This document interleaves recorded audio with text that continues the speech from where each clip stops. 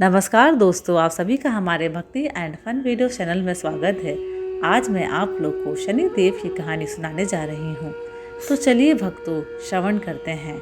शनि ग्रह व देवता दोनों रूप में पूजे जाते हैं। शनि व्यक्ति को उसके अच्छे व बुरे कर्मों का फल प्रदान करते हैं। इसी कारण कर्म दंडाधिकारी का पद प्राप्त है। यह पद उन्हें भगवान शंकर ने दिया है। तो चलिए भक्तों, श्रवण करते हैं। कलयुग का यह रहस्य बताया है शनिदेव ने। जानेंगे तो आप हैरान रह जाएंगे। शनिदेव की बात आते ही अमूमन लोगों को डर लगने लगता है, जबकि उन्हें न्याय का देवता माना जाता है। धार्मिक मान्यताओं के अनुसार वह व्यक्तियों को उनके कर्मों के अनुसार ही दंडित करते हैं। कई बार तो किसी व्यक्ति पर उसके शुभ कर्मों के चलते शनिदेव अत्यंत प्रसन्न होते हैं और उसे धन्य धान्य और हर तरह से समृद्ध कर देते हैं। लेकिन क्या आप जानते हैं कि न्याय के देवता शनिदेव ने देवताओं की भी कठिन परीक्षा ली है।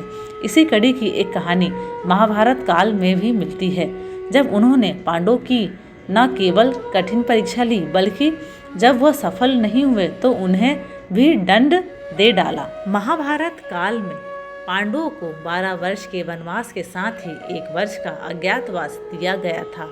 उनके अज्ञातवास में कुछ ही समय शेष था और सभी किसी जगह की तलाश में थे जहां उन्हें कोई भी पहचान ना सके। तभी शनिदेव की नज़र पांडवों पर पड़ी। उनके मन में विचार आया कि क्यों ना इनकी परीक्षा ली जाए, देखा जाए कि पांडवों में कौन सबसे ज़्यादा समझदार है। इसी कड़ी में उन्होंने एक माया महल का निर्माण कर दिया। शनिदेव के माया महल को देखते ही भीम के मन में उस महल को देखने की इच्छा जागृत हुई।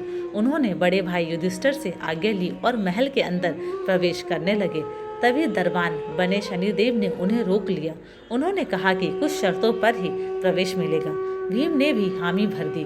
तब शनिदेव ने कहा कि भीतर जो भी वस्तुएं आप देखेंगे उसका अर्थ बताना होगा, अन्यथा आपको बंदी बना लेंगे। यह सुनने के बाद भीम महल के अंदर गए। वहां उन्होंने 3 कुएं देखे। इसमें एक सबसे बड़ा था और 2 छोटे कुएं थे। जब बड़े कुएं का पानी उछलता था तो बराबर के दोनों कुएं भर जाते थे, लेकिन जब छोटे कुएं में पानी उछलता था तो बड़े कुएं का पानी आधा ही रह जाता था। यह देखकर भीम लौट आते हैं। बाहर शनिदेव उनके इन कुओं का मतलब पूछते हैं तो भीम उन्हें बता नहीं पाते हैं। तब शनिदेव शर्त के मुताबिक उन्हें बंदी बना लेते हैं। कुछ समय बाद भीम नहीं लौटे तो अर्जुन उन्हें खोजने पहुंचे। तो शनिदेव ने उन्हें पूरी बात कह सुनाई, साथ ही शर्त मानने पर ही महल में प्रवेश करने की अनुमति दी। अर्जुन मान जाते हैं और भीतर जाते हैं। वहां देखते हैं कि एक तरफ मक्के की तो दूसरी तरफ बाजरे की फसल उग रही है। मक्के के पौधे में बाजरा और बाजरे में मक्का का फल निकल रहा है। यह देखकर वह बाहर आते हैं। अन्य देखी हुई चीज़ों का अर्थ तो बता देते हैं, लेकिन मक्का और बाजरा उनकी समझ से परे होता है।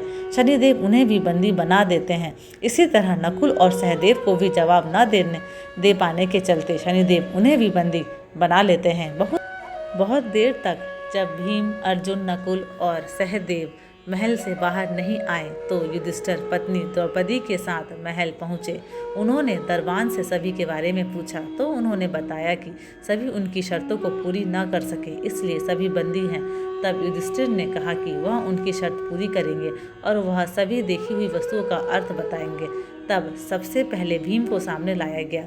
भीम के कुएं के दृश्य के बारे में युधिष्ठिर ने बताया कि इसका अर्थ है कि कलयुग में एक पिता 2 बेटों को पेट तो भर देगा, लेकिन 2 बेटे अपने एक पिता का पेट नहीं भर पाएंगे। इस जवाब पर भीम को छोड़ दिया गया। इसके बाद अर्जुन आए।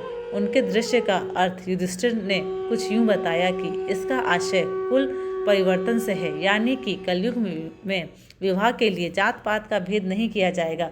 लोग अपने कुल की मर्यादा को त्याग कर किसी भी कुल में विवाह करने लगेंगे। भीम और अर्जुन के बाद युधिष्ठिर ने बारी बारी से नकुल और सहदेव के दृश्यों का भी जवाब दिया। युधिष्ठिर ने नकुल के देखे हुए दृश्य, यानी कि जब गायों को भूख लगती है तो वह अपनी बछिया का दूध पीती हैं, का अर्थ बताया। उन्होंने बताया कि इसका आशय है कि कलयुग में बड़े बुजुर्गों के प्रति बच्चों का सम्मान बिल्कुल न के बराबर होगा। कई जगहों पर माता पिता को बेटों की उपेक्षा झेलनी पड़ सकती है। वहीं सहदेव ने एक चांदी के सिक्के पर सोने की विशाल शिला को टिके हुए देखा था।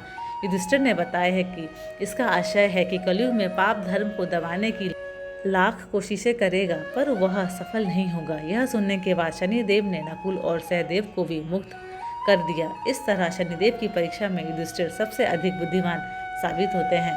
धन्यवाद। अगर आप सभी को मेरे वीडियोस पसंद आते हैं तो प्लीज़ लाइक, शेयर और सब्सक्राइब ज़रूर करें।